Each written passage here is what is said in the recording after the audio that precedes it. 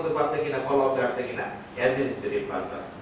But আরেকটু use আছে, সেটা হলো টু সার্টেন এক্সটেন্ট এটা এপিডেমিওলজিক্যাল পারপাসে ব্যবহার হতে পারে। যদি আপনারা কেউ কোনো স্পেসিফিক ক্যান্সার নিয়ে কেউ রিসার্চ করতে চান, অন্তত এখানকার ব্রেস্ট ক্যান্সার সাপোজ যদি হয়, ব্রেস্ট ক্যান্সারের রোগীগুলোর তথ্য যদি আপনারা পান, অনেক সময় কন্ট্রোল হিসাবে অনেক সময় আমরা এই ধরনের কেসগুলোকে ব্যবহার করি, কিছুটা এটা সার্ভ করবে। But limitation is it cannot provide measures of the occurrence of cancer in a defined population.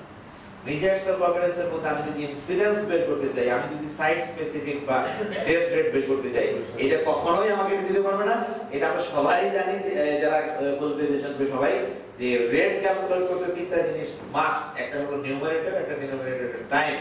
আমি নিউমারেটর বের করতে পারছি রাজশাহী মেডিকেল কলেজে 2009 সালে এত রোগী আসছে, এত ক্যান্সার রোগী, বাট ফ্রম হুইচ পপুলেশন এটা কিন্তু আমরা এস্টিমেট করতে পারবো না। আমাদের রাজশাহী, গ্রেটার রাজশাহী যে সব রোগী আমাদের কাছে আসছে, এটা কিন্তু আমরা বলতে পারছি না। দেশের বাইরে যেতে পারে, ঢাকায় যেতে পারে, প্রাইভেট সেন্টার যেতে পারে। এই জন্য এটা আমাদেরকে ওইটা দিতে পারতেছে না, আমাকে ইনসিডেন্স দিতে পারতেছে না সঠিক অর্থে। কিন্তু যতক্ষণ পর্যন্ত আমাদের দেশের পপুলেশন বেস ক্যান্সার রেজিস্ট্যান্ট নাই, ততক্ষণ এটার ইম্পর্টেন্স অনেক বেশি। কারণ আমরা এখান থেকে অ্যাটলিস্ট ডিস্ট্রিবিউশনটা বের করতে পারবো। আমি 8000 রোগীর মধ্যে কত মেল, কত ফিমেল, কোন সাইড, এগুলো আমি দেখালাম একটু আগে, এগুলি বের করতে পারবো। এই জন্য এটার ইম্পর্টেন্স আমি কোনোভাবে কম বলতে চাই না।